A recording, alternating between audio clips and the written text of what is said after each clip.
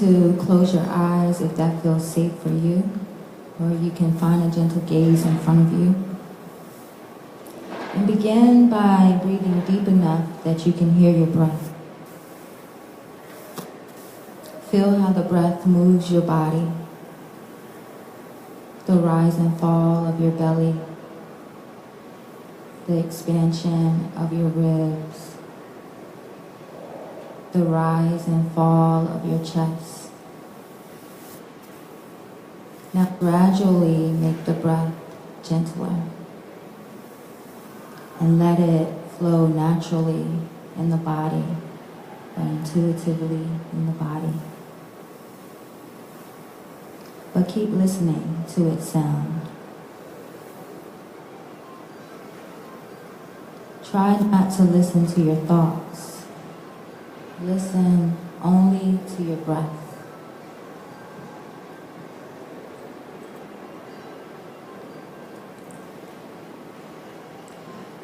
We are practicing mindfulness. Mindfulness is about being in the present moment, maintaining an active awareness of our thoughts, feelings, and bodily sensations. When we practice mindfulness, we practice love and acceptance of ourselves. Keeping the eyes closed, imagine a world of emotional emancipation for ourselves, families, communities, and our people everywhere in the world. With each breath, we take in the truth of who we are and release with each breath out the toxic lies that would do us harm and limit our lives. With each breath in, dare to walk with dignity. With each breath out, purge, let go of the false images, breaking the shackles on our spirits, hearts, and minds. Collectively, we'll take in 3 letting go breaths, breathing in through the nose deeply, and letting go through the mouth on the exhalation. Breathing in twice more this way, in through the nose, and letting go through the mouth on the exhalation. One more collective breath, in through the nose, and out through the mouth. And when you're ready, you can open your eyes, inviting the body and mind back into the space. Maybe you look at the person that's standing to the left of you, to the person that's standing to the right of you, and to all of those who are standing in the circle. Ashe.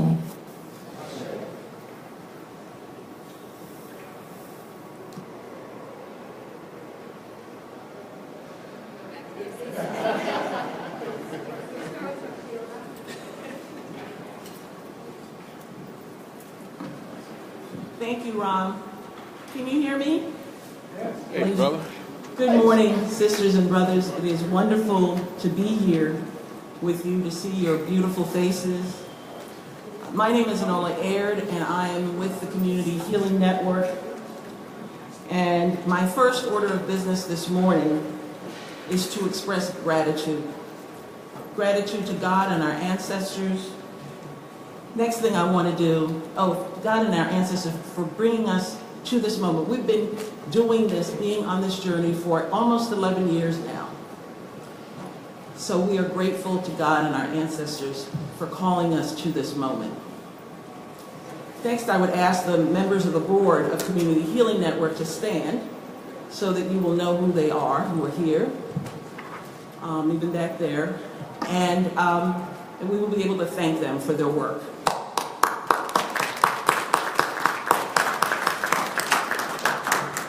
And on behalf of Community Healing Network, I want to thank you for choosing to be here today. You could have been other places, but you chose here, and we're very grateful. I want also to thank our panelists who, as you will see if you go to our website, have been doing a lot of work in preparation for this summit, and in fact have done prepared written statements to share with you. And if you go to communityhealingnet.org and work your way through the program, you'll have access to all those really powerful statements. And so this is a very important opportunity to ask or to say, I hope that everyone has brought either via the internet or with a hard copy, your copy of our summit program, because we are focused on saving trees this morning, and we've not printed them out for you. We ask that you print them out yourselves. I want to thank the Association of Black Psychologists, with whom we have been partnering now for almost 5 years. None of the work that we've been able to do in terms of the emotional emancipation circles, and what Ron did or led was an emotional emancipation circle, a piece of an emotional emancipation circle.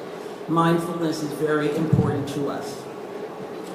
I want to say a particular word of thanks to Dr. Cheryl Grills, who is actually on her way from South Africa and will not be here until about 1 o'clock this afternoon, but on her way from South Africa, after having, I would say, evangelized a number of brothers and sisters there into the emotional emancipation movement. And we now know that we will be having emotional emancipation circles in South Africa. Thanks to her. And I certainly want to thank Representative Karen Bass for hosting us, this will be our 3rd year, for hosting us these many years, so that we, for this Valuing Black Lives Global Summit, could bring together people from across the African diaspora to develop and begin to implement and continue to implement plans to free ourselves from the root causes of the devaluing of Black lives.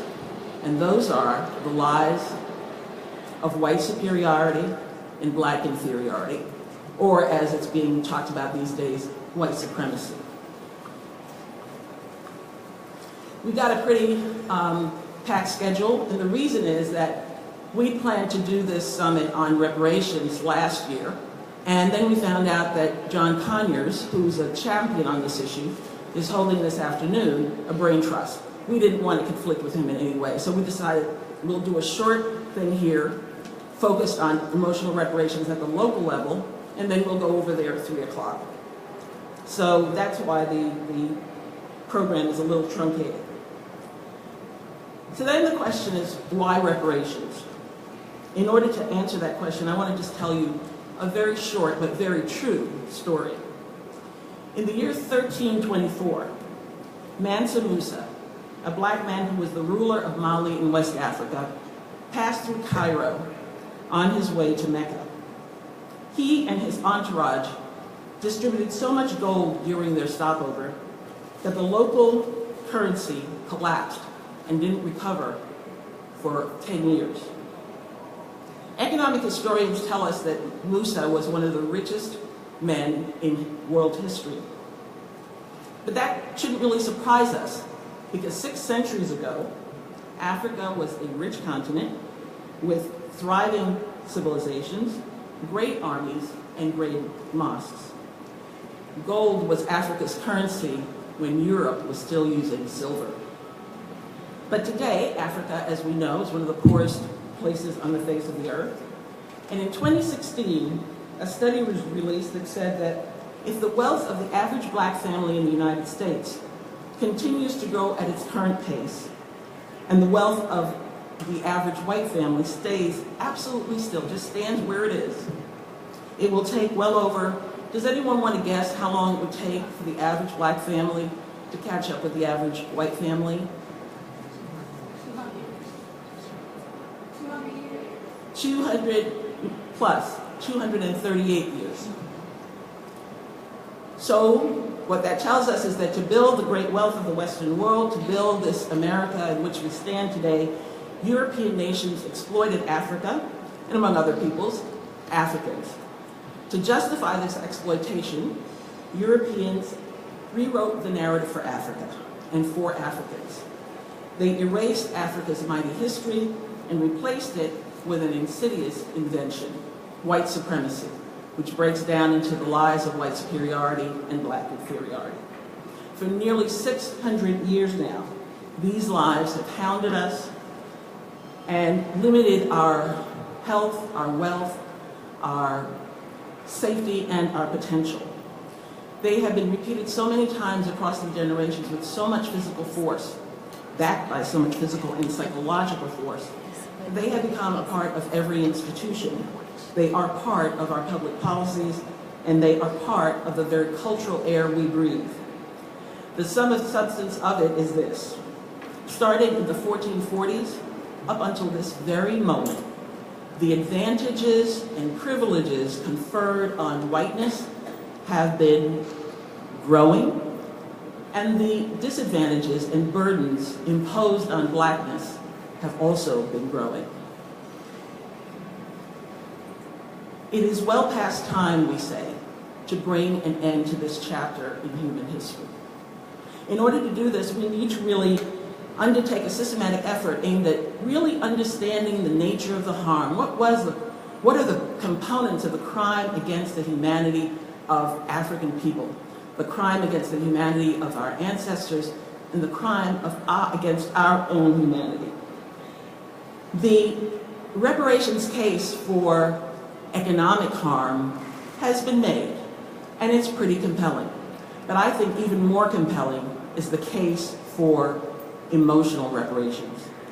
That case is grounded in the brutal and systematic commodification, objectification, and dehumanization of black people. We have a really excellent panel to share with us the details of what we mean when we say crime against humanity. And then we're going to zero in on this emotional harm and this concept of emotional reparations.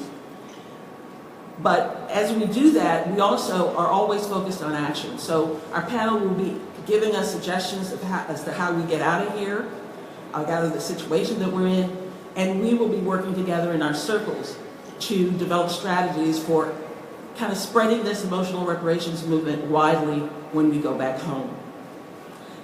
So with us to moderate our panel is Sister Adjoa Ayatoro, who, if you look at her bio online or in your printed copy of the program book, is clearly an expert on the subject of reparations.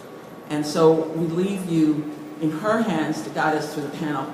But no matter what you may hear about what happened to our ancestors, realize that, think about what they went through, and know that they went through all of that for us. And they're now waiting for us to complete this journey to complete freedom, not freedom, just physical freedom, which we have now, sort of, kind of, but complete freedom, freedom in body, in mind, and in spirit. And our children are also waiting for us. So we hope that you will join us in this movement for emotional emancipation and emotional reparations, and go back home and begin talking about it. Begin making the kinds of connections that are needed. Use the resources that are in our booklet and help us to continue to build this movement. Thank you very much for being here, Sister Adjoa.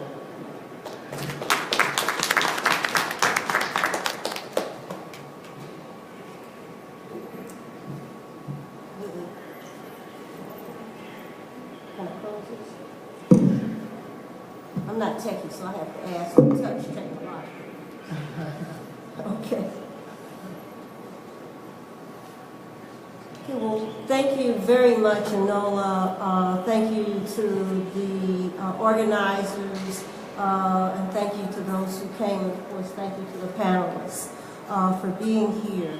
I'm going to, was asked to kind of set the stage as it is, around emotional reparations, around what are the injuries. I'm going to use, Enola and her group have created wonderful language which is new to me in some ways. The language, not the content, not the subject matter. So I'm going to talk from the perspective that fits. We're in sync. But I may not use the words that some of you are most used to if you're participating with the organizing group. One of the things that has always struck me and actually brought me into the reparations movement back in 1981, 1982, was I was an attorney with the Justice Department. I just started, 78. I was walking past the building. Anyone who's familiar with that building, I'm walking on 10th Street going back, I think, from lunch. And this big old posters there, and it says, "Black people, Uncle Sam owes you I forget the exact number, but like $10 billion or something like that." It was the annual poster. Those of you who may know of ANN, or African Reparations Organization, African National Reparations Organization. And as I was walking past, I was doing, and I still did for years, prison rights work. And it just had a resounding yes from my gut all the way through. And I started working with others in the movement, particularly the RNA and Keisha Taifa, Mario Badelli and others. And then we, a group of us, including Imari and those, and Keisha and a bunch of people, came together in 1987 and formed NCOBRA, National Coalition of Blacks and Reparations in America. My work with prisoner rights, my work with women's rights, my work in all that I've done for purposes of addressing the oppression, the results of the oppression, repression, and actual brutalization and slaughter of peoples, of African peoples, has been one that has made me more and more convinced of some things that some of our now ancestors have said to us along the way, and some of us who are present day have said along the way. So what I wanted to do just very briefly is this, I have like 4 points I want to make. So what was done to Africans and African descendants during enslavement and post-enslavement, Jim Crow up until now? Because see, I strongly believe, and we had this discussion years ago in NCOBRA, we aren't asking for reparations that what was done to the ancestors. We're asking for reparations for what are the consequences of that we are living with today. You see, Ron Walters, our beloved Ron Walters, who transitioned a few years ago, said if we are going to build this reparations movement, we have to connect it to the lives of people today. We have to show people that that criminal punishment system that we're talking about, mass incarceration, the murders of black men and women, we forget and women, by the police, the failure of the health system to address our health needs, all of those things, housing, all of those things, we can go on and on. Or why we need reparations, because these are outgrowths. These are outgrowths from enslavement, from Jim Crow, and from all of those things that have happened as, some would call it vestiges of slavery, some would call it the legacy of slavery, whatever we call it. As Charles Ogletree, one of my colleagues, who we have to hold in our heart, he's suffering from severe, his complications of Alzheimer's. So many people we know, we have that, all these brilliant minds, and all of a sudden they're starting to go down through these diseases. But he said there is an unbroken chain from slavery to now, when we were talking about the criminal punishment system, but we can argue that in all of those areas. So when I'm talking to you about the injuries that occurred to us as a people from enslavement on, those are injuries that have resulted in some very serious problems. And one of the things that I want to say now, in case I forget it later, is we have to take responsibility. We have to admit that we are injured. We can no longer walk around saying we want reparations, but there ain't nothing wrong with me. That's right. You see what I'm saying? That doesn't fit.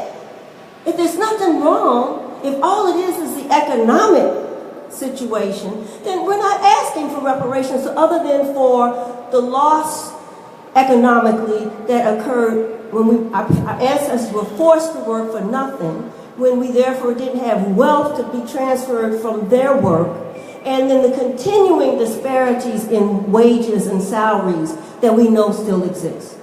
If that's all we're talking about, then y'all can go home, right? This session is nonsensical, right? But that's not what we're talking about. And that's not what we're talking about, because I was just yesterday, I have my childhood girlfriends. Now, I'm 71 years old, so you know how long I've been knowing these women, right? So, long time, right? So, they're here this weekend, and I got passes to the museum and for them, and I went yesterday for about the 5th or 6th time. I live in D.C., so, you know, I try and go. I'm still not through. I don't know how many of you live in D.C. and have finished it. I ain't through yet. I'm on the end of the 3rd level, getting ready to go to the top level, right? But what we see there, and I was glad I went yesterday with them. I wasn't going to go let them go by themselves, but it was really, to me, divine order, because I was able to refresh going through the lower levels that talk about Africa, and then slavery, and then Reconstruction, and then, you know, on integration or segregation, and then integration. Then we go up, and we go up, and they talk about the brilliance in athletics, the brilliance in education, the brilliance in all of these things, right? And you're just going up. So the injury, I don't need to repeat this, all of y'all know this, but I'm going to just hit it. You know, I was down there in the lower level, and I was looking at the slave ships, you know? And I'm down in the lower level, and I'm reading about how in the wars between African peoples, African kings, and whatever, so many of us, our ancestors, into slavery as a way of, you know, they were their enemies, they were their captives, maintaining power. And how that trek from that village to the coast. How many of you have been to Africa? I was just 3 or 4 years was in Ghana and Senegal. That trek to go into those, what they call slave castles. Ain't no castles, y'all, I'm sorry, right? And being in those dungeons, away from your family, torn from your family, women raped at will. Then getting in those ships, and we all seen those pictures of how, you know, our ancestors were lined up in those ships, shoulder to shoulder, lying flat, laying in their excrement. You know, people dying on one side, people regurgitating on the other side, people breaking down mentally. We saw that. Then we see the trek from those slave ships, those who made it. And they said about 40 to 50, I'm blanking on what, it wasn't more than 50%, actually made it. So that meant 50% of those people crammed into those slave ships died. Some committed suicide, but the rest died. Then you know what we know about the brutality of slavery, the stripping of your name, but more, I mean, that's bad. The stripping of your religious practices, that's bad. The brutality, if I strike out against the master, I'm used as an example. My arm is cut off, my ear is cut off. Those things happen. What trauma? We're talking about our children now living in violence. Do you know the trauma that is? Do you know the trauma that our children and us, not just children, because, you know, we can be traumatized too, doesn't just happen to young people. Think about the trauma to us and those of us who live in communities that are infiltrated with the violence, the gunshots. Back then, it wasn't the gunshots as much as it was the hatchet or whatever they used to cut off, the whip. The trauma that those of us who may escape it still feel. Because we heard it, we saw it, we were told about it. It was done for the purpose It's what terrorism is. That it was terrorism. And it still is terrorism. Because it's done for the purpose of quelling our spirit. It's done for the purpose of injuring us emotionally, such that we don't stand. Because we're afraid. Fear is powerful. So if we look at that, what comes out of that? What comes out of that? Self-hate. We call it internalized racism. Self-hate. Depression, addiction, high blood pressure. There's studies that have been done on high blood pressure. The constant fear and anxiety. Particularly black men, but black women too. I always say, let's not forget our black women. Black men aren't just the targets, black women are too. All of that. So who's responsible for healing that damage? I don't know about y'all. See, I'm kind of an open book. Anybody that knows me, my brother Cam down here knows, I don't have time to lie and cover up and try and be who I am, not all of that. I suffered with severe depression. I suffered with severe depression.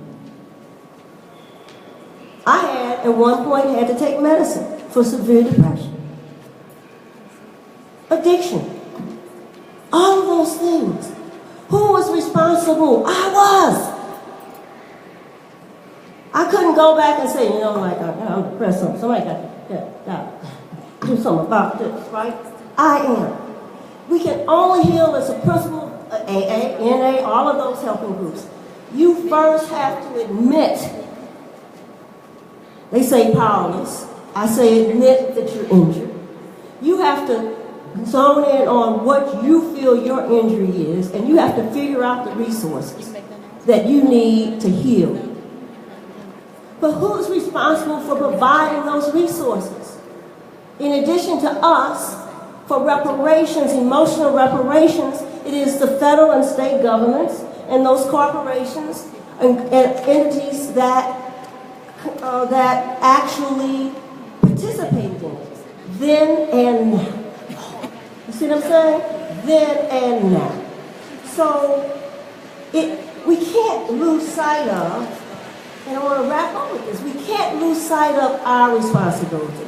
One of the things that I said in my piece that I didn't bring, but it's on the website, y'all, is that we have to learn, those of us who do it, we have to stop just blaming them. Because we have to say, yes, this is what happened. Yes, you owe us reparations, because they do, y'all. They owe us reparations. But I'm standing on the shoulders of my ancestors.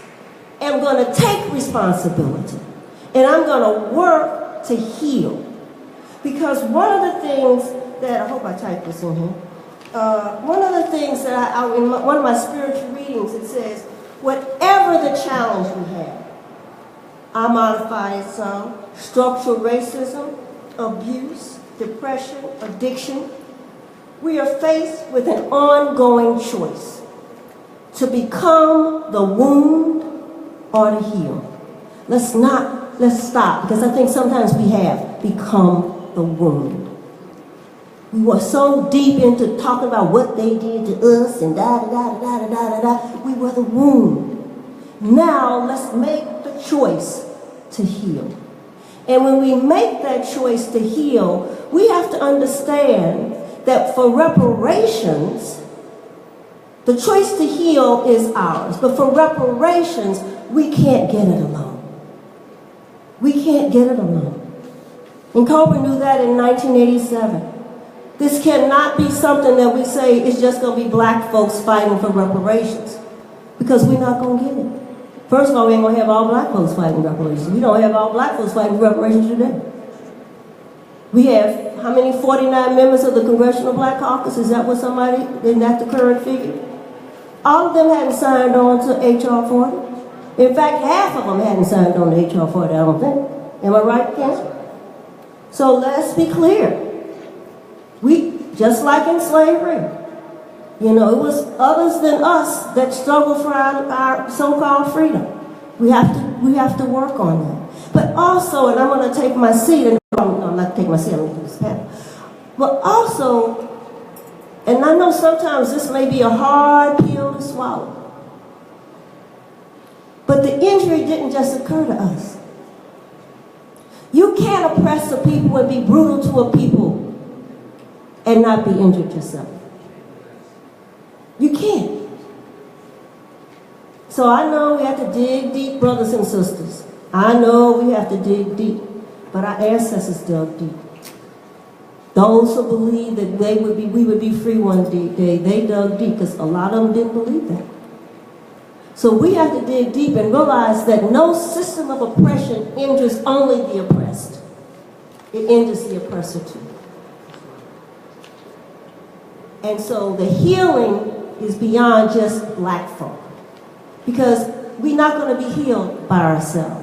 If everybody's not healed, if we are going to continue to be subjected to oppression.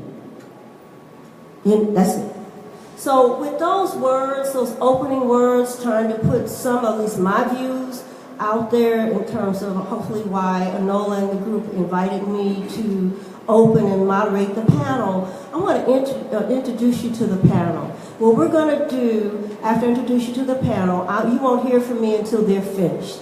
The panel will speak one after the other. They're going to speak for about 9 minutes, Lisa.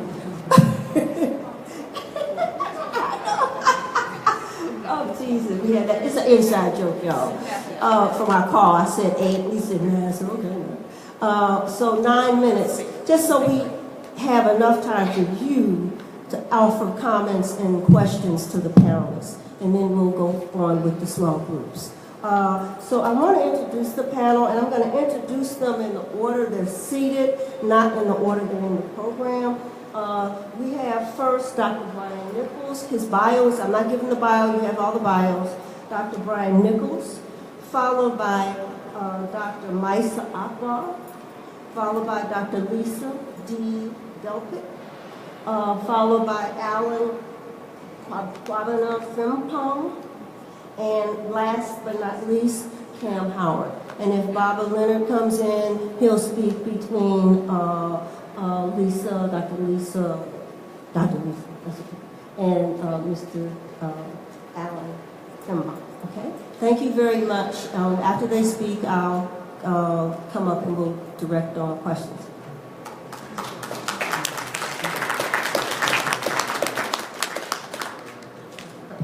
Thank you, Audra, for your inspirational lead-off to our panel today, and your many years of service to the reparations movement, inspired by a poster at the Justice Department. The Justice Department. Perfect. I'm going to talk about how I came to this reparations movement. First, I'd like to thank the organizers of the Valuing Black Lives Summit and the Community Healing Network for inviting me to participate on this panel addressing the long overdue need for reparations to people of African descent. I wish to acknowledge that, in contrast to some of the other panelists who've been tirelessly waving the reparations flag for many years, not to mention the distinguished Congressman Conyers, who has been agitating in Congress for nearly 30 years to simply study reparations, I'm a Johnny-come-lately to the reparations movement. For the last 30 years or so, I've functioned as a clinical psychologist, conducting my private practice in Los Angeles and consulting in various community-based programs. It was my work in the community that sowed the seeds of both hope and frustration that eventually blossomed into my reparations advocacy. My work in parenting and anger management programs, both specifically designed to empower African American youth and families, as well as my work in gang prevention and intervention, exposed me to members of our community contending with overwhelming social and personal obstacles. In the face of those obstacles, I've seen parents transform their parenting styles to create firm and loving households. I've seen middle schoolers at risk for gang involvement transform into high-achieving high schoolers. And I've seen ex-gang members pursue a path of redemption through service to their communities and commitment to their families. And yet, I've also seen a stubborn inertia that limits program achievement to barely significant outcomes. There are positive research findings, such as warmer and more loving parenting practices, and fewer teens going through the correctional system. Yet, implementation of these programs is not as widespread as I think it should be, possibly because there's often resistance to programs attuned to one cultural group. The current gang program in Los Angeles does appear to reduce the risk of gang involvement for young program participants and reduce gang violence in city hotspots, but only slightly, and not to a level that reaches statistical significance across the city. It feels like we work so hard just to take an inch of ground. But from my perspective, the struggles of our community programs aren't just due to the intractability of the problems of families and youth we work with. They're also due to the difficulty in establishing a well-oiled, cohesive collaboration amongst the culturally diverse stakeholders attempting to make substantive improvements in the life of our community. Many meetings aimed at weaving together these diverse entities into a cohesive unit, all marching in the same direction, often broke down into finger pointing. Typically, African Americans, along with other people of color, expressed suspicion and fear of exploitation, while white collaborators ended up frustrated and confused by resistance to their plans. It seemed to me that while I assumed these were all good people trying to do good work, there was some invisible force haunting and corrupting the proceedings, exposing old and unresolved fault lines in this presumably post-racial collaboration. Further, and quite by coincidence, I simultaneously had the occasion to attend several professional conferences and seminars explicitly aimed at promoting greater understanding of how the forces of racism have operated historically to harm the lives of African Americans and maintain a divided country. These professional gatherings typically were the majority of white participants in the moderately diverse audience, usually ended the mornings with warm and lovely kumbaya moments, but almost invariably broke down in the afternoon after true thoughts and feelings began to emerge, sending us all back to square one in terms of our mutual understanding and trust.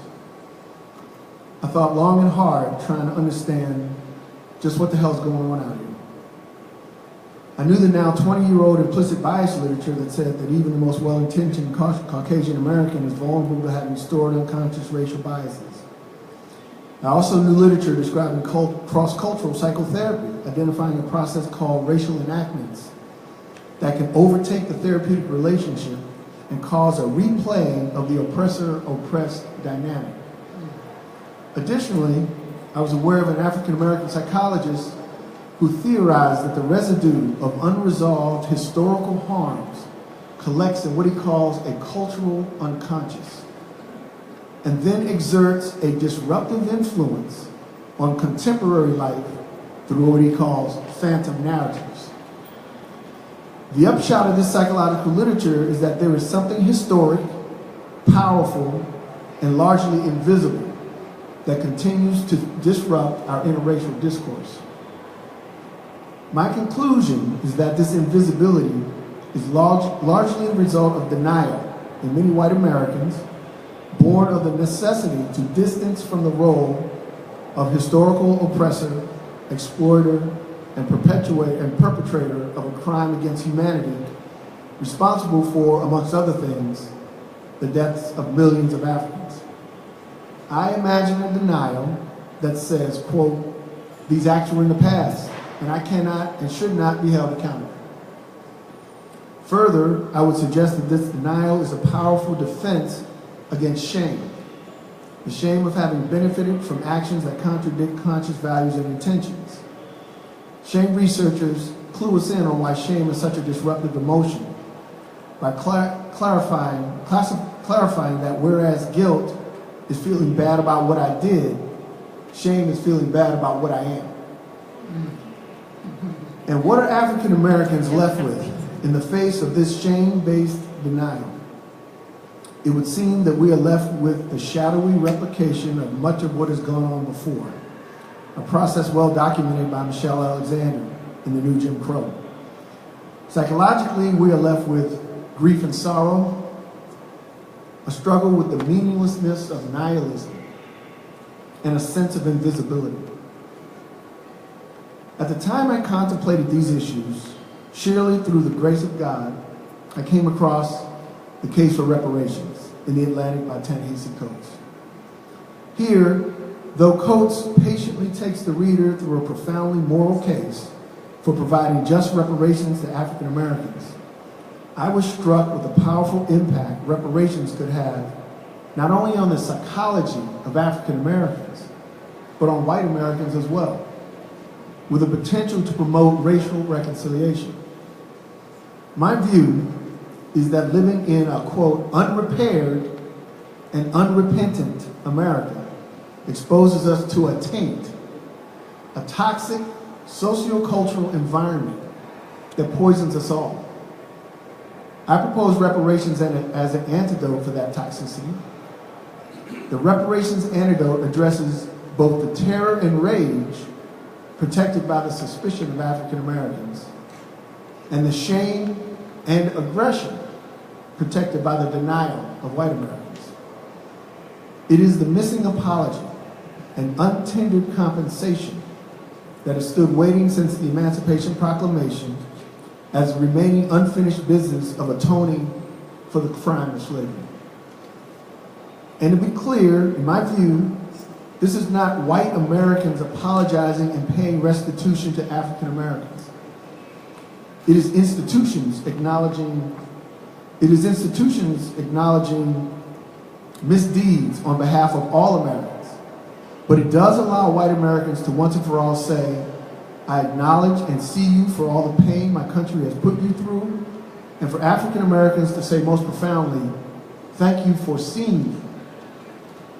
This understanding of the powerful healing potential of reparations has led my colleague, Dr. Medria Connolly, and myself on an odyssey that we refer to as our reparations project. We intend to write and speak to whomever will listen in spreading the reparations gospel with the goal of helping people realize that there is in fact a concrete mechanism for promoting healing of the past and embarking on a national future in which cultural divisions aren't so stark. Our intention is to build what we call the psychological case for reparations, which intentionally honors Coates and aspires to add even greater urgency to the reparations movement. Fittingly, I'd like to end with this quote from Coates. What I'm talking about is more than recompense for past injustices, more than a handout, a payoff, hush money, or a reluctant bribe. What I'm talking about is a national reckoning that would lead to spiritual renewal.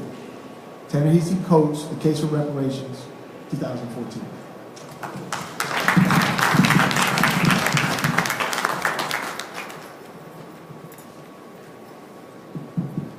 Good morning, everyone.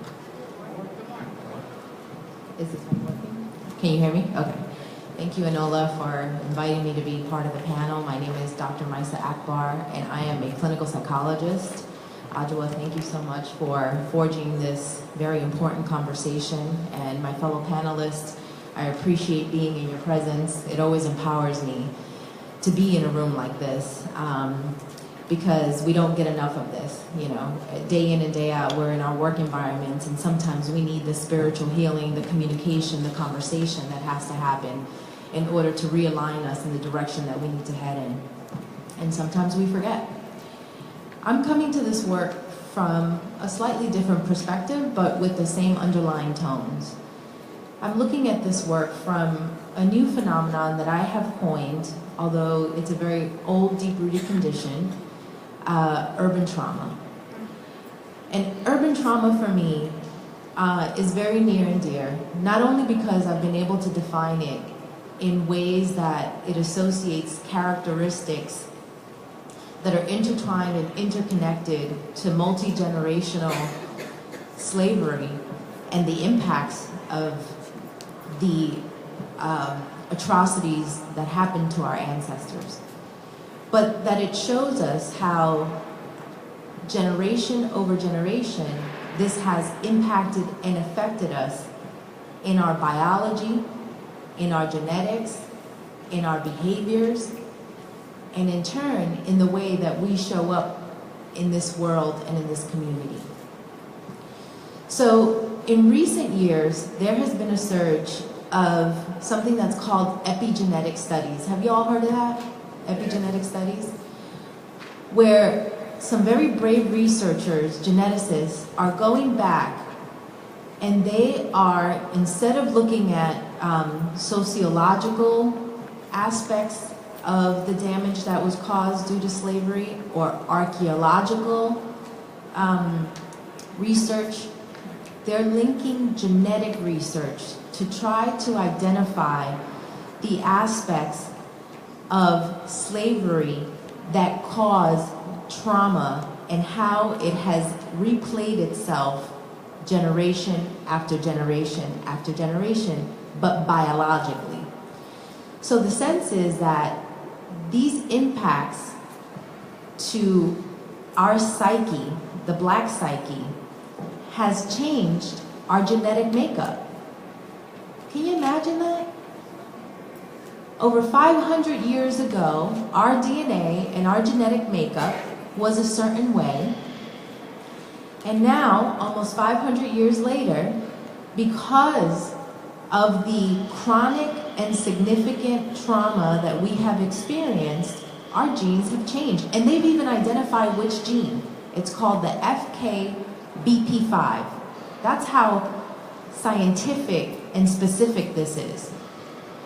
That gene has mutated, and it takes about a generation and a half for a gene to either continue to mutate or to return to its original origin. However, we know that it's never been able to return to its original origin, right? We know that, right? And we know that because the consistent and systematic and institutionalized racism that has been embedded in the very fiber of this country since its beginning has never really changed. All it's done is that racism has a new face as communities evolve, as technology evolves, as people evolve, and they get more savvy at it. It becomes more subtle with things like microaggressions and unconscious bias, although I can argue that. And what ends up happening is that we just have a different iteration of the very same thing. So it has never really allowed for the gene makeup to get to its original origin. So you might say to yourself, well, what does that mean? What does that mean for me if my FKBP5 has mutated, right? Y'all never gonna forget that, right? So what it means is that you start to develop specific characteristics. And I'm not going to go into diagnostic. Even though I'm a psychologist and that's what I do for a living and as training, I try to stay far away from that because I do believe that there is a place for it. But between living in trauma and being unconscious about the fact that you're living in trauma and being diagnosed with a disorder, there's something that lives there. And this is really what I'm trying to flesh out. And so what I'm saying is that there are 6 characteristics that has spawned from this mutation. And I gotta tell you really quickly what this mutation is all about. So have people here heard about cortisol? Cortisol is your stress hormone. It's the hormone that we produce when we are in a fight or flight situation, right? It's basically, we need it. It's part of our automatic reaction when we're in danger. And so the theory is that for us, particularly for people of color, black people, people of African descent, our cortisol levels are in constant overactivation. Constant. Now remember, you're only supposed to have overactivation of your cortisol levels when you're in a dangerous situation. But guess what? Are we not living in dangerous times? Can we walk around freely and never consider or have a thought about whether our physical selves or our emotional selves or our psychological selves are not in danger? No, we can't. So we are on a constant overactivation of cortisol, which contributes to the mutation of this gene and doesn't allow it to go back to its original state. So the production of that behaviorally, characteristically, what does it look like? Well, to me, it produces what I call 0 to 60 anger. Have y'all felt that? 0 to 60. You were just fine 2 seconds ago. You turn on the TV. You see something happen to a baby that looks just like yours, right? And all of a sudden, the anger that permeates through you is unbelievable. You don't know what to do with it. You don't know where to stuff it. You don't know how to begin talking about it. You start raising your voice. You don't even realize that you're raising your voice, right?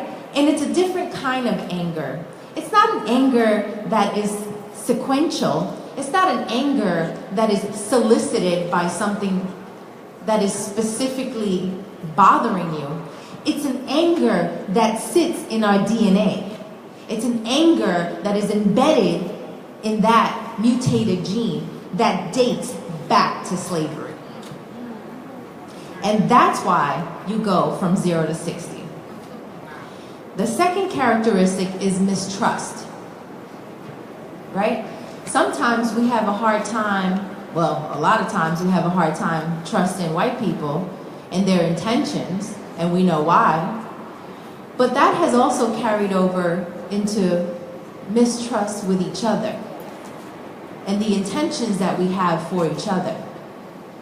And, you know, it's no secret that that was done by design, right?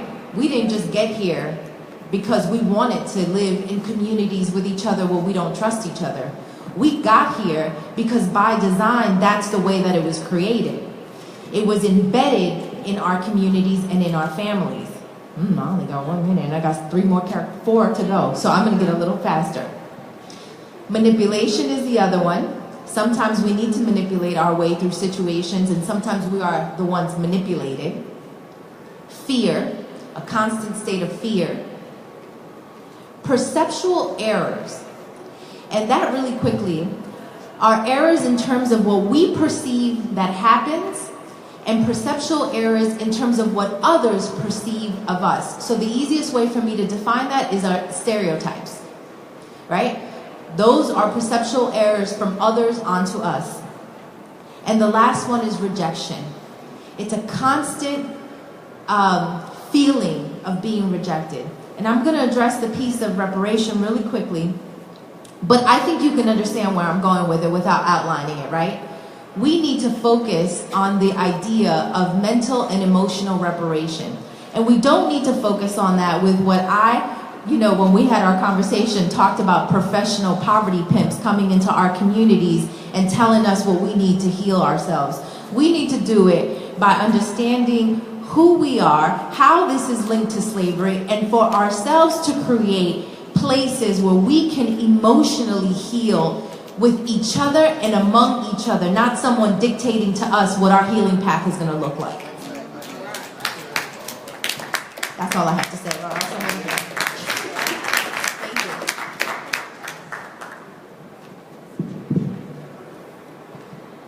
Good morning. Good morning. I am Lisa Delta, apparently, according to my mother, born an educator and have continued in that path. In 1860, 80% of the nation's gross national product was tied to slavery. Yet in 1862, the so-called great emancipator, Abraham Lincoln, summoned 5 black leaders to the White House and told them that it was their duty, given what their people had done to the United States, to promote a black exodus and resettlement to a remote resource-poor area of South America, saying, "But for your race among us, there would not be war." In 1863, in New York City, white men attacked, tortured, murdered, and lynched black people, blaming their very existence for the fact that white males received draft notices for what became known as the Civil War. In 1916, Louis Terman, who was the former president of the American Psychological Association, a Stanford University researcher and professor, and the author of numerous textbooks widely used across the country, even beyond his death in 1956, wrote, "Black and other ethnic minority children are uneducable beyond the nearest rudiments of training. No amount of school instruction will ever make them capable citizens. Their dullness seems to be racial. Children of this group should be segregated into special classes and be given instruction which is concrete and practical. They cannot master abstractions, but they can be made into efficient workers. There is no possibility at present of convincing society that they should not be allowed to reproduce, although from a eugenics point of view, they constitute a grave problem because of their prolific breeding. Now let's go to the 2000s. 2005, the former U.S. Secretary of Education, William Bennett, said in his radio show Morning in America, if you wanted to reduce crime, you could if that were your sole purpose. You could abort every black baby in this country and your crime rate would go down. People of African descent have been maligned since those involved in kidnapping and enslaving human beings found a need to justify their actions. Despite significant but unpublished research to the contrary, including studies from the 1940s to the present indicating the actual superiority of black babies in motor and cognitive skills to babies of European descent, the dominant belief system has disparaged the academic competence, intellectual capacity, even the very humanity of African Americans. This belief system has sometimes emerged in the literature as genetic inferiority and more recently as, quote, the culture of poverty. This is and was the ideology of white supremacy. These invented stories told and retold in countless arenas have led to conscious and subconscious beliefs about black inferiority embedded in the American psyche. Stories of black inferiority manifest themselves within these belief systems of both educators and students and result in teachers, black, white, and other, expecting less of African American students and consequently teaching less, and in African American students expecting to fail, so giving up before they try. Educator bias begins with the youngest of our children. A recent Yale study shows that racial bias, especially against black boys, leads to preschool teachers expecting black boys to misbehave and resulting in a 300% greater likelihood that they will be suspended from preschool than their white preschool classmates with the same behavior. This pattern worsens with older African American K-12 students being suspended almost 4 times more than white students, and in their being greatly underrepresented in every type of advanced academic program. Our children also internalize racist belief systems and limiting stereotypes they engender. A high schooler in a failing Miami school once said to me, "They put us in F schools because we're F people." An 8th grader said to his young teacher, "So they made us the slaves because we were dumb, right, Miss Summers?" My recent book, Multiplication is for White People, got its title from a 6th grader who said to her tutor who was trying to help her master multiplication, "Why are you trying to teach me this, Miss L? Black people don't multiply. Black people just add and subtract. White people multiply." And the negative story is recreated by generation after generation. Psychologist Claude Steele's work on stereotype threat reveals that subconsciously held destructive stereotypes can even directly affect the results of testing for stigmatized groups. People from stigmatized groups become so anxious that their test performance may confirm the negative stereotypes held by the larger society against their group, that their heart rate increases, their blood pressure skyrockets, and the problem-solving areas of their brains shut down. As a consequence, test scores are significantly lowered. This effect seems to occur whether or not the test taker is consciously aware of feeling any anxiety, explaining in part why many African Americans underperform on standardized tests. So, reinforced by misguided testing, biased teacher assessments, inadequate instruction, and culturally insensitive curricula, beliefs of inadequacy replicate themselves like a virus in the minds of educators and students alike. These destructive stories and beliefs about people of African descent are actually subconscious messages that the larger culture has programmed into all of our subconscious brains. Fortunately, neuroscience and geneticists tell us that we don't have to change our subconscious programming. We have to inundate our conscious minds with new stories that will replace the old programming. For those of us who are old enough to remember, our African American foremothers and forefathers knew well how to do this. The segregated black schools of the past, in addition to being sites of learning, were intentionally organized in opposition to the ideology of black inferiority. In fact, in segregated schools, churches, clubs, and other community institutions, adults worked to ensure that African American children were inundated with an alternative set of stories with the goal of proclaiming their people's intelligence, character, and humanity. In the service of that goal, extensive academic support in and out of school was the norm, and rituals were enacted that included uplifting songs, recitations, and performances. Inside schools, regular assemblies of students were held to remind them of their own and their people's brilliance, and to reinforce the expectations of the adults around them that they must work hard to free themselves and to be of service to their communities. Today, while some children receive these positive messages from their families, we are left with few schools or community organizations providing a consistent counter-narrative for the majority of our students. Without such reprogramming interventions, they and their teachers are left to the ravages of the larger society's destructive messages. What might activists take on in local communities? I believe we have to do what our ancestors did in a racialized society.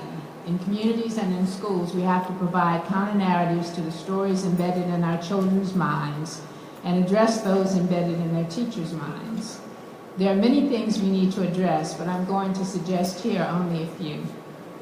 The first is advocating for African-American-based after-school and in community programs like the Children's Defense Fund's Freedom Schools. These are life-changing projects and include high-quality academic achievement with a focus on African-American culture and history, parent and family involvement, intergenerational servant leadership development, and nutrition, health, and mental health. Secondly, organizing for parental involvement in district policy decisions and insisting that non-district charter schools include a majority of community members and parents served by the schools on their boards and other decision-making bodies. Parents, once made aware of the need to rethink the education of African American children, are the most likely to do so. Third, demanding that school curricula based on the social and intellectual history and lived community issues of African American children be incorporated into any standards-based curriculum.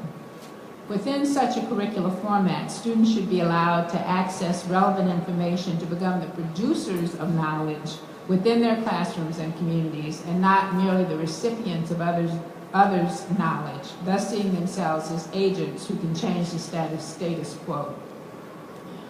One example in one school I can talk about in a small group was an oral history project of an historical black high school, which was conducted by current black students with the help of university professors and was disseminated in presentations both locally and nationally. Fourth, demanding that educators learn about and how to mitigate the effects of implicit bias and negative stereotypes on the teaching and learning environment. Further, that any experts brought in to address this issue or the emotional needs and academic performance of African American students be grounded in African American scholarship. And finally, insisting that mental health professionals with deep connections to African American communities be available in schools to serve African American children, their families, and their teachers. Thank you.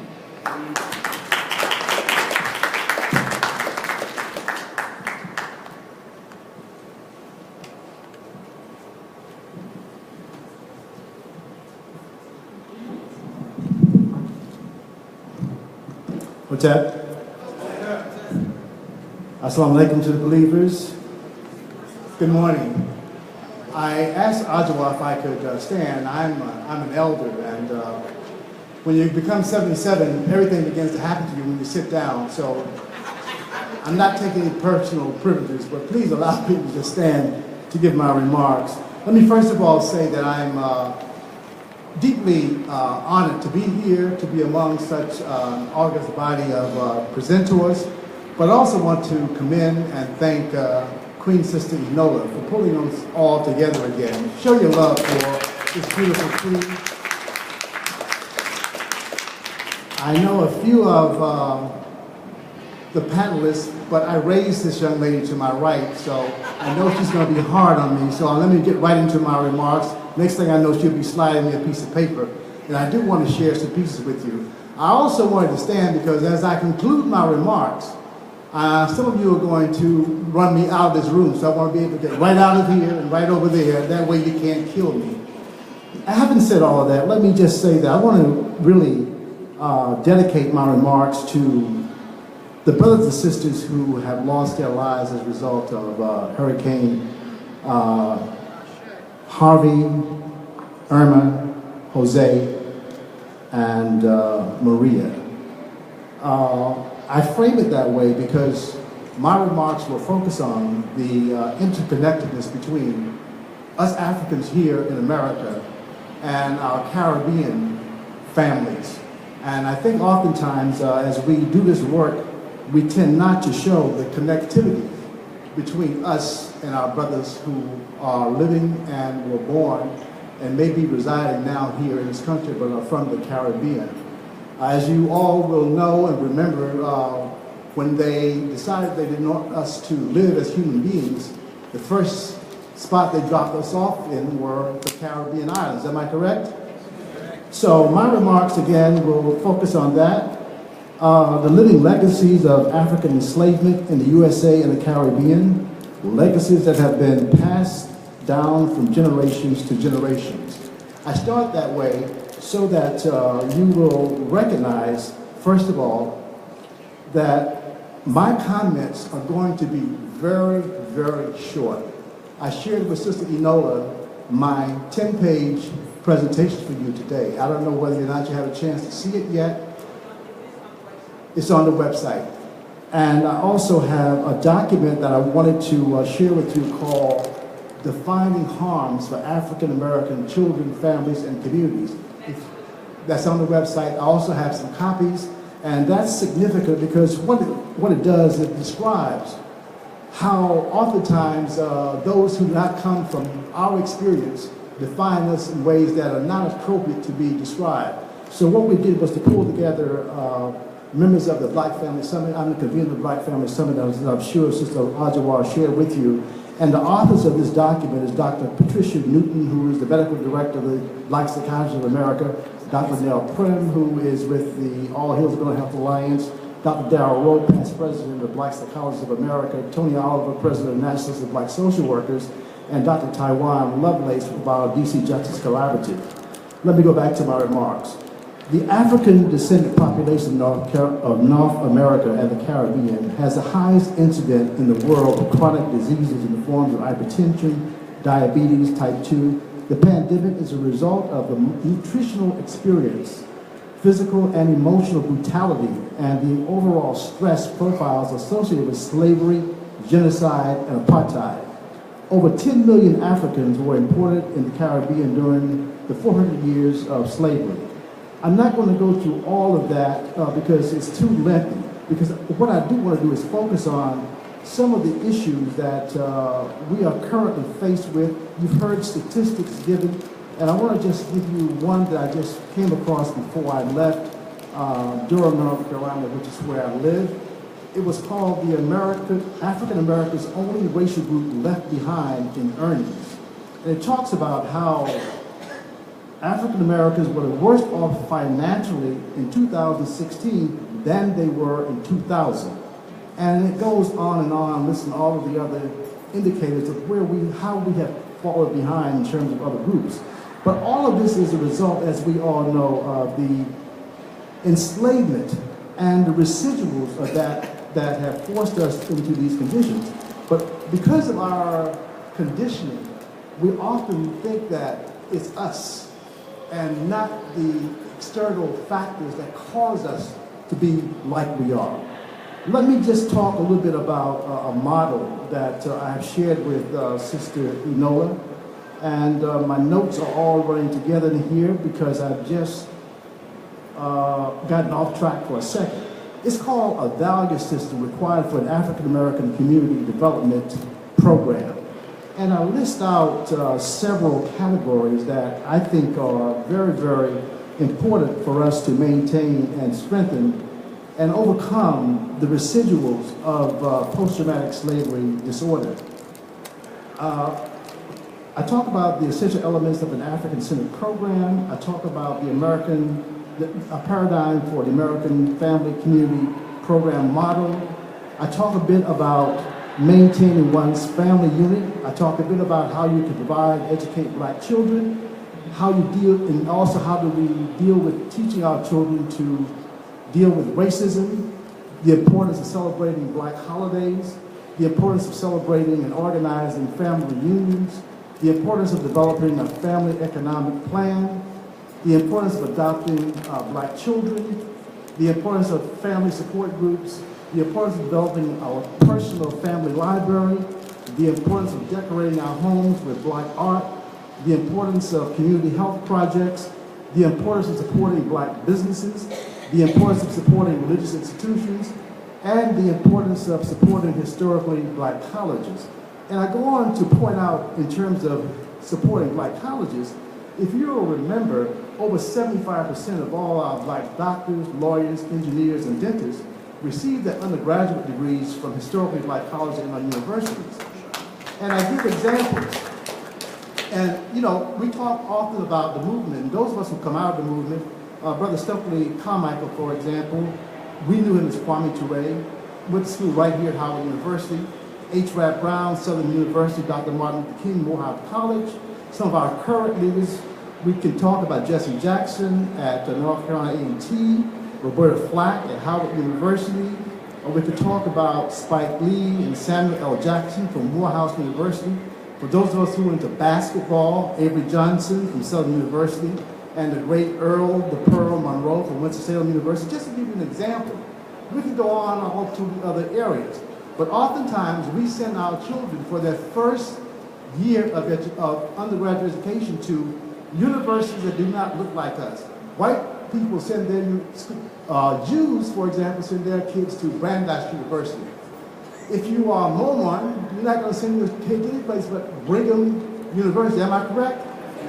Italians do Seton Hall University. The list goes on and on. But we are afraid for whatever reasons. I give you the story. How much time I got, Queen? 3 minutes. Our two kids knew they had a choice of, at that time, 110. Otherwise, they would not get a dime from their mother and father. So they had to go. They had no option. Let me get to the last piece I want to talk about, and that has to do with the importance of rites of passage. Now, I'm going to share with you the names of a couple of people who, once I conclude my remarks, I think you will agree if they had gone through a rites of passage program, they would be different individuals. Kodak Black, does that name ring a bell? 21 Savage. How many young folk in the house? I'm talking about young hip hoppers. If you're under 35, you should know who Kodak Black is. Am I right, brother? Raise your hand.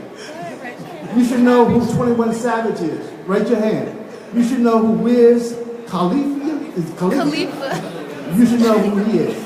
Now, for us old schools, you know who Terrence Howard is, right? You know good old Michael Jordan, right? You know good old Charles Barkley, right? And I'm not going to talk about some of us who go back to the movement, talk about Harry Belafonte and Sidney Poitier. Now let me put this in context. We have, in our community, double chocolate queens. We have dark chocolate queens. We have chocolate queens. We have caramel colored queens. We have brown sugar colored ones. We have peach colored ones. We have yellow banana colored looking ones. And we have those who are short. We got those who are tall. We got those who are somewhat slim. We got skinny ones. We got stocky ones. And we have hefty ones. But let me tell you what Brother Ray Ray and Brother Jamal are doing. They have decided they want to go to who they suffer from the syndrome called Samantha. You know who Samantha is, right? Samantha is a young white lady with the blonde hair, and they have decided that's their model. That's the impact of post-traumatic 30-second, post-traumatic slavery disorder. So if Ray Ray and all those others I just listed out for you, 21 Savage, Michael Jordan, Charles Barkley, if all of them would just take a moment and come back home, then our women, all these beautiful chocolate women, all different hues and colors, all sizes, would have a man who looks like me. I love you. God bless you.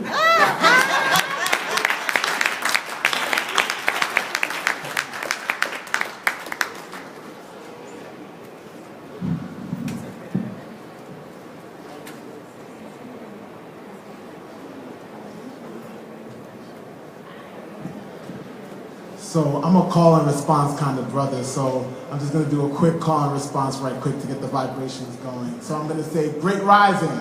Great rising. Great rising. Great rising. Great rising. Great rising. Thank you, Medasi. My name is Alan Kwabena Frimpong. I'm from Jersey City, New Jersey. I'm with a national network called Within Our Lifetime. It is a national network of 120 organizations and practitioners who are fighting to end racism, structural racism, and implicit bias. I'm the national organizer. And, you know, I wanted to start off given what everyone has mentioned earlier around the importance of talking about emotional emancipation to actually get into a deeper conversation around economic behaviors of scarcity that are rooted in capitalism that we know is a tool of white supremacy. And I want to do that through some storytelling about what has happened recently in Charlottesville, Virginia, which is just about 2 hours away from here. But before I do that, I think rooted in culture and rooted in history and legacy, I would be remiss if we weren't having a conversation about our economics as a people if I didn't talk about my own culture as a second-generation born West African whose parents came here to the United States in the 70s. And so, in thinking about cooperative economics, the thing that I think about is my uncle, my grandfather, my great-grandfather, who were all chiefs of a small township outside of Accra, which is the capital of Ghana, and their lineage as they were all a part of the Ashanti kingdom in Ghana. And the thing that brings to mind why this explanation of what I'm going to share is important is because as the chief, my uncle currently, who's the chief of Kokorobite, really serves as the caretaker of the land in Ghana. And he cannot make decisions without the Queen Mother. And the Queen Mother and the chiefs of that township cannot make decisions without the Council of Elders, right? And so there is a cultural, ritual aspect and a tradition that has maintained. And even though Ghana has suffered under the state of neocolonialism, where even the state of chieftaincy has been bastardized, yet my uncle strives to continue his legacy as a chief. And really that's an inspiration for me in the role that I play within our lifetime as the network organizer, because much of my work is thinking about how we mobilize resources in our communities to then think about how do we do this in a way that is going to reduce the harm of the kind of behaviors that capitalism breeds when we're trying to organize ourselves to move ourselves towards a political agenda, towards liberation and freedom. And that has to happen locally in our communities. And I think Charlottesville is a perfect case example of the struggles that we've had, especially since it's in a state where we know the first slaves came here in 1619, and we are approaching 2019. And so when I think about August 12th of this year, as someone who's 33 years old, while we all know that the KKK and white supremacist terror is the lay of the land, and it's the air that we breathe when we think about white supremacy culture. You know, I would have thought like seeing the KKK was something that I would continue to see on A&E, but not necessarily on the TV screens of CNN, MSNBC, and to see the terror that had continued, not from just August 12th, but actually stemming from May 13th, when the alt-right blogger who lived in Charlottesville, who graduated from the University of Virginia, who got his degree, was able to organize a rally of what was starting with 50 people, which then turned into 100 people on July 8th, which then turned into 1,000 plus people on August 12th. So the increase in the ability of one white male who graduated from the University of Virginia that is located in Charlottesville, whom quite frankly, if you think about this college institution, if we want to talk about predominantly white institutions, has really facilitated the gentrification of Charlottesville. When we look at the population of black folks who live in Charlottesville, since 2011, we have seen a decline from the 25% to 19%. And if we really want to talk about it, we've really seen the decline since the urban renewal policies of the 70s, which destroyed the Vinegar Hill neighborhood of Charlottesville, a historic black neighborhood that was thriving in business. And of course, we all know the pattern where you put a highway through a community, we all know what happens next. And so, in telling that story, the solutions in this present day that people in that community were trying to put forth, and shout out to Vice Mayor Wes Bellamy, who tried to put forth an economic package, an equity package, to address some of these historical ills because of the kind of capitalistic society that we live in. The four things were the redevelopment of housing, a workforce development program for black folks, free community college for all black young folks, and the removal of the Confederate statues. Those four things were in this equity package that were introduced in January 2017, where actually it was a young black teenage girl in high school who submitted a petition to take the statues down. So all of this was part of an equity package, which was really code words in attempts to try to put forth a reparations package. And what people don't know about the statues is that the plan was to actually sell the statues and use the money as leverage for a reparations fund in Charlottesville. So when we're talking about the counter-organizing of white supremacist terror, it is beyond the statues. It is actually around the economic wealth that is being thwarted because people do not want to see the self-determination of black folks in Charlottesville. It is actually okay that we can continue to see the rates of that population decline because it means we don't have to deal with them anymore. We don't have to deal with public housing in the same ways, because if we were serious about dealing with public housing and people having ownership of their land and also respecting the indigenous folks on that land, then we would be having a conversation about what it means to establish community land trust as a solution and making sure that people have collective ownership of the land and are able to develop it and zone it in the very ways that my uncle would have been doing as chief in Ghana, because that's how it works there. The second thing I would say to that is we have to think about then, what does it mean for us to then establish a just transition if we want to move away from this economic behavior of scarcity that creates an economic democracy for all people. And we know that capitalism really just breeds an economic behavior of scarcity because it relies on crisis. So if anyone is familiar with Hyman Minsky, who is an American economist that came out of Washington University, he talks about the financial bubble. So when folks hear on TV about the financial bubble, when you hear about the housing crisis, or you hear about the cycle of the repression that we saw in 2011 that grew out Occupy Wall Street, we're really seeing an economic behavior where folks are then displaced, right? Any kind of radical ideas around what it means to be able to build cooperative economics, there's a phase of displacement. And we saw this in Charlottesville with the long-time organizing of people like Ms. Joy, who are fighting against the redevelopment of what was happening with public housing in Charlottesville. we begin to then see euphoria. So when there's an opportunity, a feel-good opportunity for investors to invest in a place that is disenfranchised and has been divested from, then for those who actually have the resources and money to do so, because much of it is stolen wage theft anyway, because that's how capitalism works. If you don't have a surplus, then somebody can't be at the top, and someone can't be at the top to be able to organize and make decisions to be able to move money and resources. So if you don't have that person who actually feels good about giving or being poverty pimps, then you can't move forward to be able to think about solutions. So the third piece is distress. Once we recognize that the decisions that are being made at the top are not going to be feasible or sustainable, because guess what? Capitalism relies on a market which is fragile anyway, then we go into panic, and that's the fourth phase. And so what we saw in Charlottesville, especially with white folks who were organizing in response, was the behavior of panic, of we are losing control and power.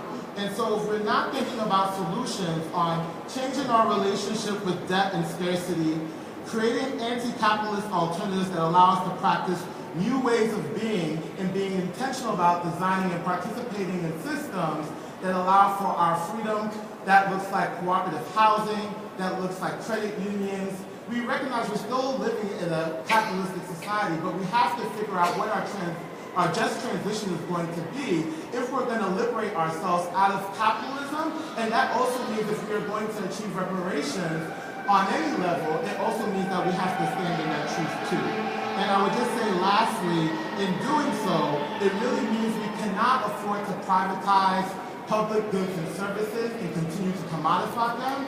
And it also means that we cannot continue to be able to sit on a platform where it's okay to then say that, I have to begin to commodify all of the different ways that I do my labor, because then we're having a conversation of, I don't have enough, then I can't do enough, and then we're not enough to get ourselves out of the conditions that we're finding ourselves in.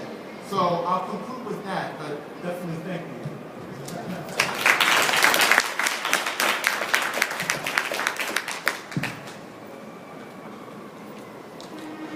Good morning. Good morning. I want to thank all the previous panelists who spoke before me and give me an opportunity to just wrap up this session and get ready to feel some of your energy out there. There's a saying in the reparations activist community that we're all injured.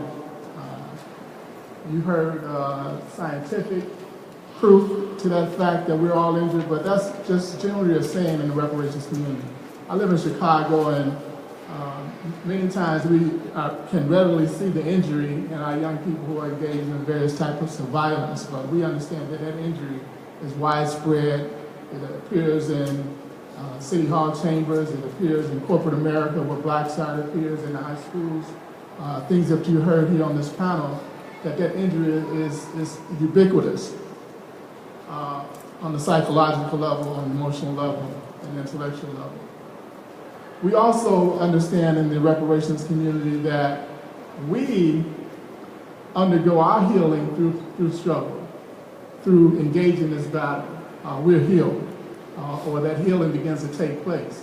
It's kind of similar to, we've heard of Mothers Against Drunk Drivers. These are mothers who came together who fighting the issue of drunk driving because they've suffered an injury, suffered a loss of a child. And it's through their struggle that they're being healed. And so what Encoder has created is a national initiative whereby we can bring others into the struggle of reparations and also affect the healing process. And this national initiative is called Reparations Enforcement.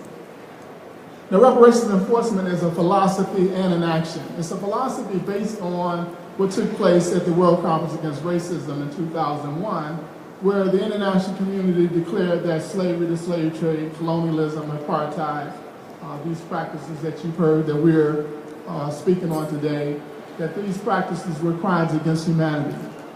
And crimes against humanity are the most egregious crimes that a state can commit against its civilian population. And they're raised up to the level of crimes against humanity because it is stated that all of humanity should make an effort to address these type of injuries, have an obligation. And so when this declaration was delivered at the World Conference Against Racism, Slavery, Slave Trade, and Colonialism, Crimes Against Humanity, it let us know in COBRA that the perpetrators of these acts are in fact criminals.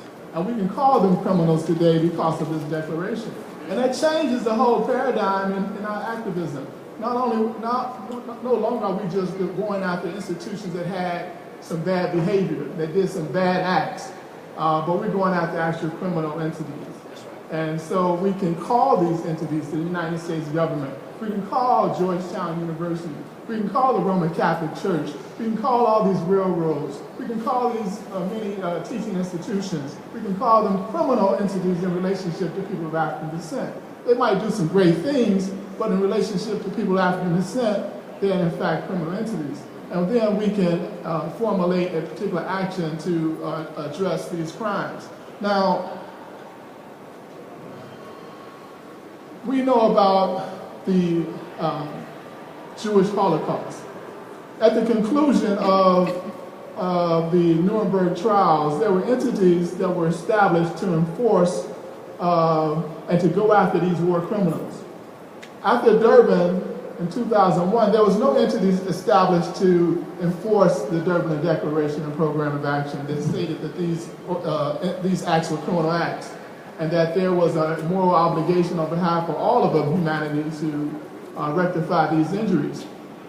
And so we understand that since there is no international organization like the Mossad or the Israeli Federal Bureau of Investigation, that's a Jewish name for them, since there's no international organization for African people to go after these criminals, to enforce the declaration as they are in the case of the Holocaust, then we must be our own enforcers.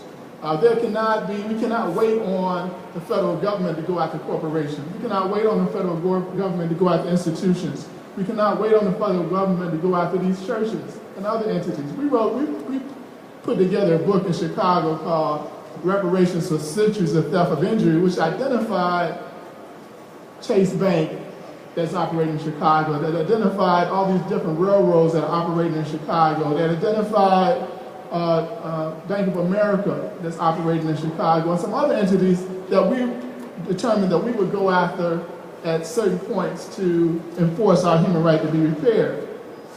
Rush University Hospital was one. And so reparation enforcement begins with the process of identifying these entities that have harmed us other than the government. That's a different strategy. But identifying these entities that have harmed us, and they're everywhere. In every major city, you're going to find some entity that exists that participated in the enslavement, in the abuse, in the exploitation of African labor that resulted in the continued injuries that we face today. And so what we're proposing as a national organization is that collectively, wherever we are, we identify these entities and we begin to struggle for the enforcement of reparative initiative, reparative resources to come toward our communities. And in the process of that struggle, there's healing. And in the process of that struggle is healing, and if those struggles are successful, it should also bring in resources to do other type of programmatic address of some of the injuries that we face. So after we identify these criminal entities, again, they're criminal entities in relationship to African people, we present what is called a presentment. It's a letter or a document stating the crimes they committed, stating what it is that we determine that this entity should address in regards to resources that will affect our community in a positive manner. For instance, in Chicago, we went after Norfolk Southern Railroad. It's an entity that for 35 years during the period of enslavement, another 65 years after enslavement, through the convict leasing system that was more brutal on our ancestors than what was taking place during the period of enslavement, how they injured our ancestors in that manner. And we presented them with a presentment, and we were looking for, at that particular time, 6% of a $286 million project that they were engaging with the city to be directed toward the African community, that we would then leverage up, amounted to $17 million, that we would leverage up into about $80 million in development across the city and our communities.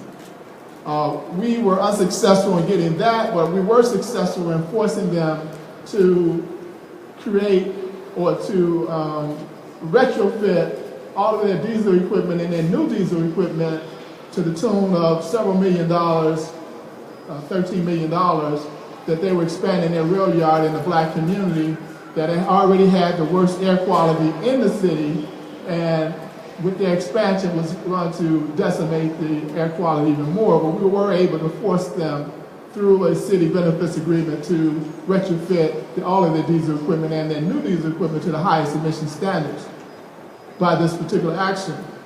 We went up against Rush University Hospital that had a history of robbing African graves in order to experiment on and to attract students to their university.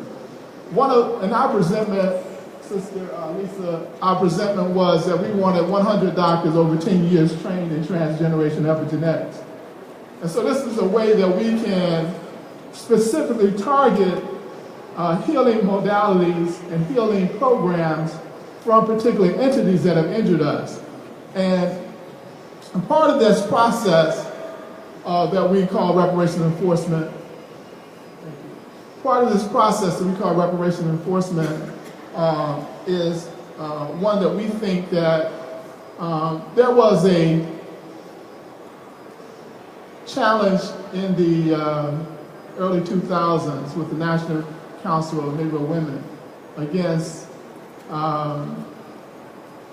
rap music at that particular time that they felt was misogynistic. It has taken a tremendous dive lower since that time, but we understand in the reparations community that the black inferiority complex that was impregnated into the minds of African people in the past was done through European institutions. Today it's been done through African culture. And so, and most of it through our music and through some of our other creations. But there has to be a reparation enforcement challenge to the channels in which the African mind is being influenced. And so that's one of the things that we want to leave and state in this conference, that we have to engage in the struggle of reparations in order to heal, but also to give healing resources, but also in order to heal. So thank you for the opportunity.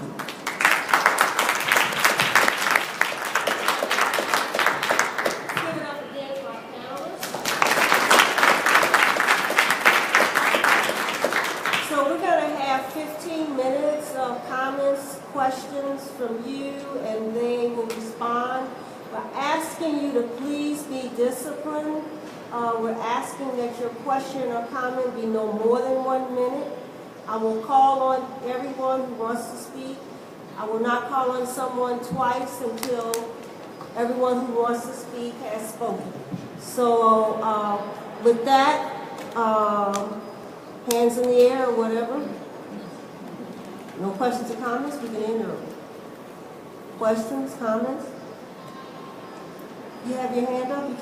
You're like one of my students, you know, in the class, they go.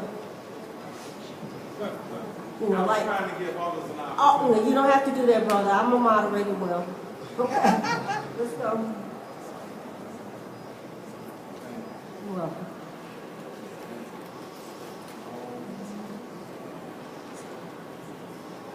Testing. Hotep.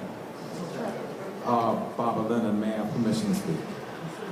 Thank you. Thank you all panelists. You all did an excellent job.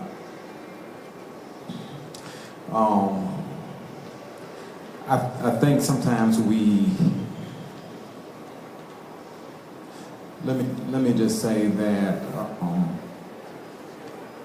enslavement with Africans started with the Arab slave trade. We often forget that, which began the bloodletting in Africa. Slave trade in the Americas started in the early 1500s, not just with British enslavement. One of the things that was an epiphany for me recently was the fact that during the segregation period, we did business with each other because we had to do business with each other, not because we wanted to do business with each other. I think that speaks to the need for the emotional emancipation and healing that we need to do and the changing of our mindsets so that we can begin to want to do business with each other so that we can garner the economic gains that we need. And whatever the means that were spoken of in doing that is very vital. Thank you.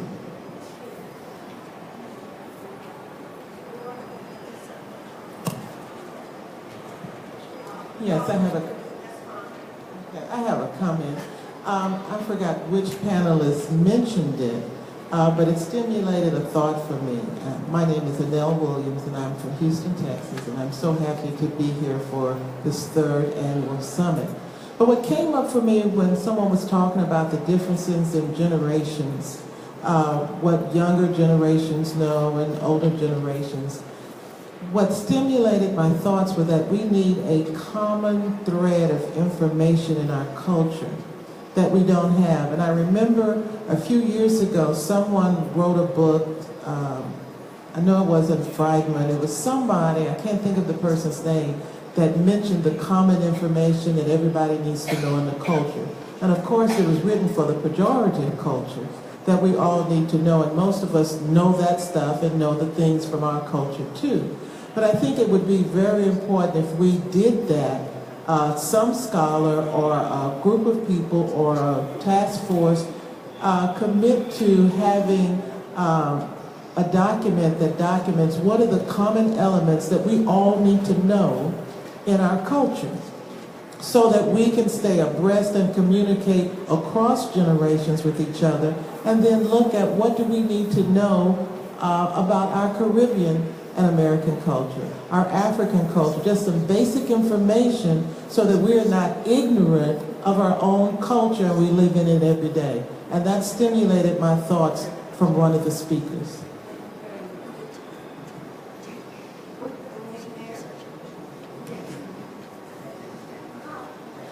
Did I? I'm just asking. You gonna let me do this or not? Then you give her the mic. Please. Now? Yeah.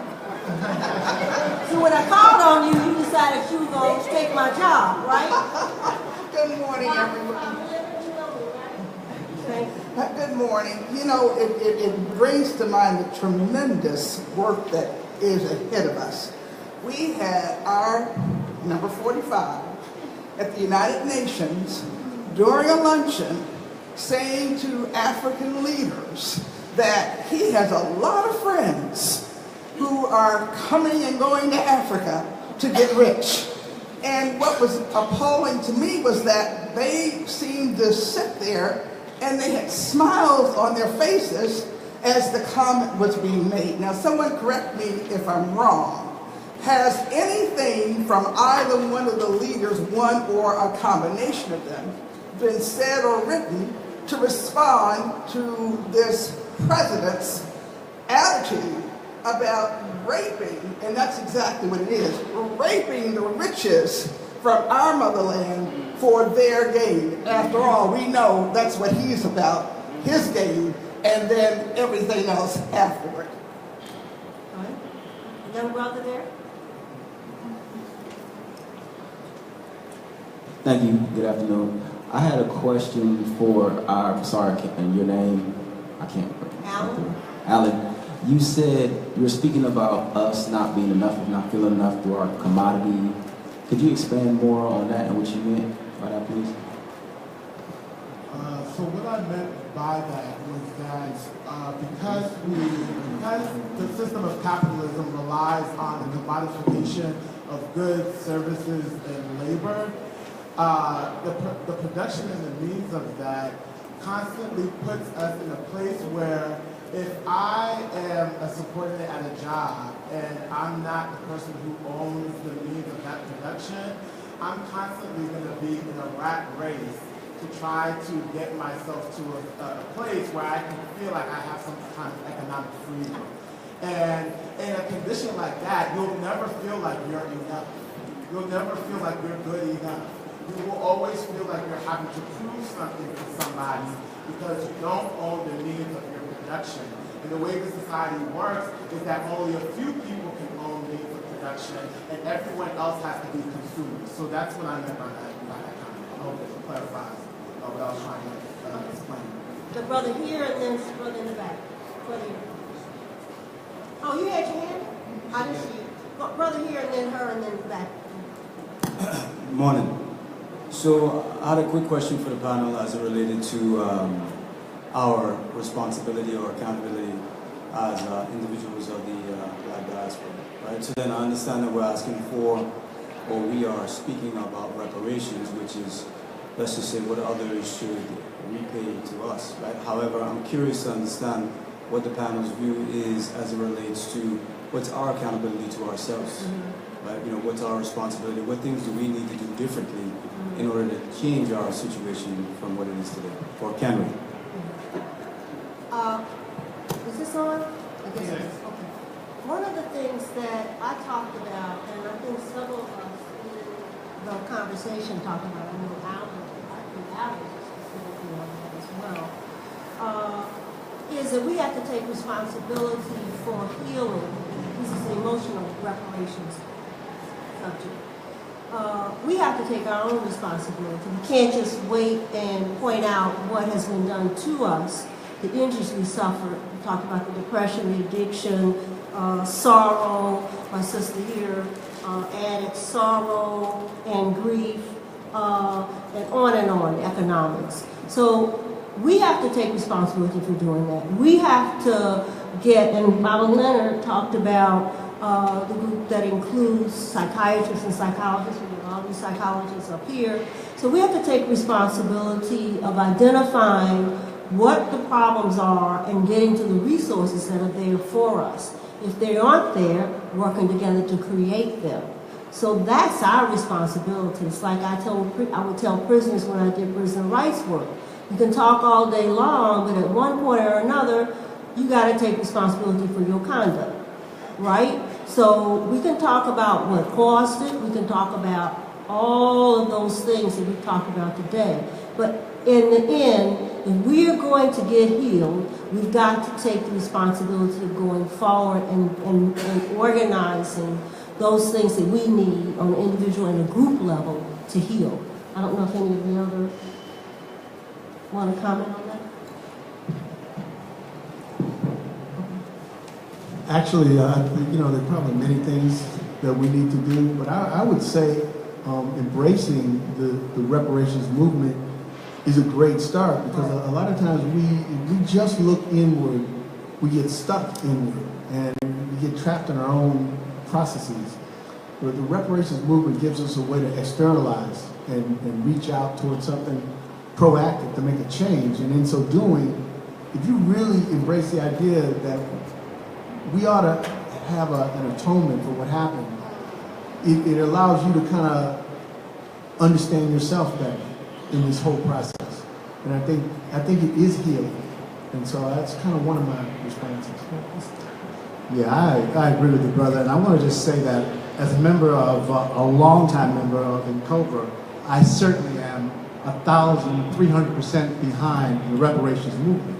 On the other hand, your question is most appropriate, my brother. We are at a stage of our development where we know how to do for ourselves. I'm a Marcus Garveyite from that perspective. I think we should be doing for self. And let me give you some concrete examples of what we're doing right now.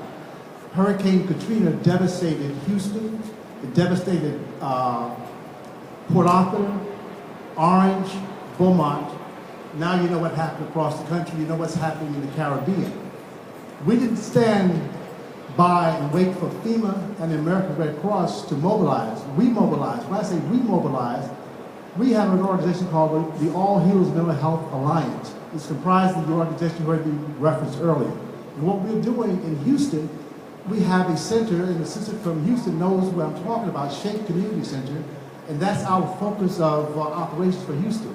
We have the National Association of Black Social Workers, Black Psychiatrists, Black Psychologists, National Medical Association, the National Black Nurses, and we have a boots on the ground organization called the National Black United Front, who are going into the communities that are least served, our low-income communities, and taking our social workers, our psychologists, psychiatrists to the